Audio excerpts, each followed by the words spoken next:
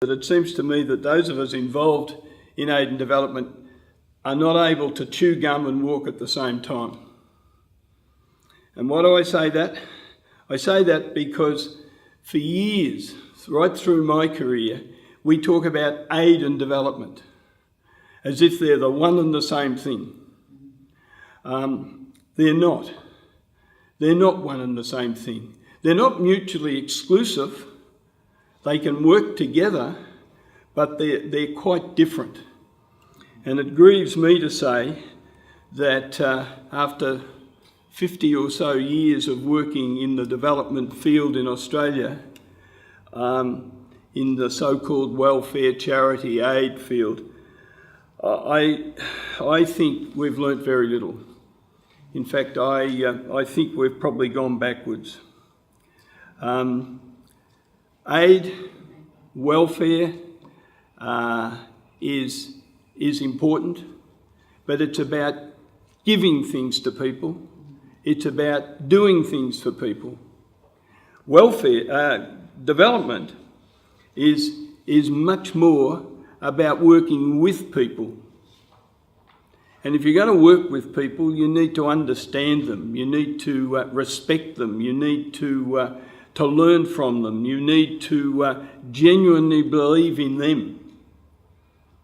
Aid and welfare and charity leaves those questions up in the air. I think that another way of putting it is that aid, and talking about overseas aid probably at this stage, aid is tackling the symptoms of what are much deeper problems. The whole question of inequality and disadvantage.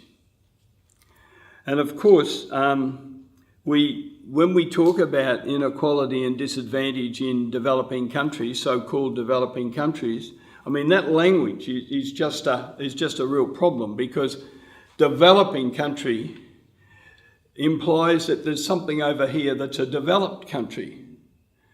And don't tell me that the US is a developed country. Don't tell me that a country that's going backwards in terms of the way in which it deals with its poor, something like the last figure, 48 million people living under what they call the poverty line, don't tell me that's a developed country. And you can't tell me that Australia's a developed country. We are all developing, whatever that means one way or the other. But that whole language that we use in the aid and development scene leaves that whole thing sitting up in the air. So for me, if we're going to talk about development, we're talking about a process which requires patience. It requires us to live and learn from and be with and to work with. Now, in the aid and development and the charity scene, we haven't got time for that. We've got to fix the problem now. We have to get in there and fix it. We haven't got time to worry about the long term. We haven't got time to really seriously look at the whole question of the cause of the problem. There was the old story that I grew up on, which was preached around in the 70s, which was the babies floating down the river. And anyone who's been around the development scene like Helen's heard this a million times, but the baby's floating down the river and somebody comes down and pulls one out and takes it home and then walks back down. There's another one, and they go down to pick another one up. So they set up a baby's home, and then they set up a school, and they set up a hospital and everything else. And one day somebody standing on the bridge said, "Where are these babies coming from? Don't you think we ought to go upstream and have a look and see who's throwing them in?" And that's a little bit like what we do. We react to the symptoms, and I'm not knocking what we do, because this is one of the most difficult things in my whole career, to talk to people about this issue. Because what they say is, but you've got to do something. Yes, you've got to do something. But if all you do is tackle the symptoms, you never overcome the problem.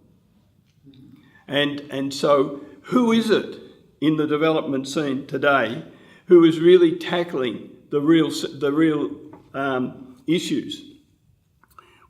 I think, and this has been accentuated for me through my time in the Indigenous area, we have a theory of change. We say things have to be changed, but our theory of change says we're developed and those people there have to be like us. They have to become like us, and when they become like us, they will be developed,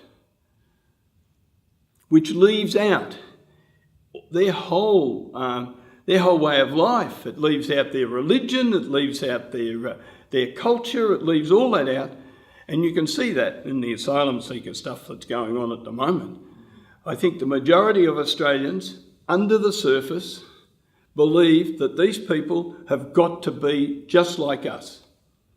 And therefore we ignore the reality of their way of life, and their upbringing and everything else is just totally ignored.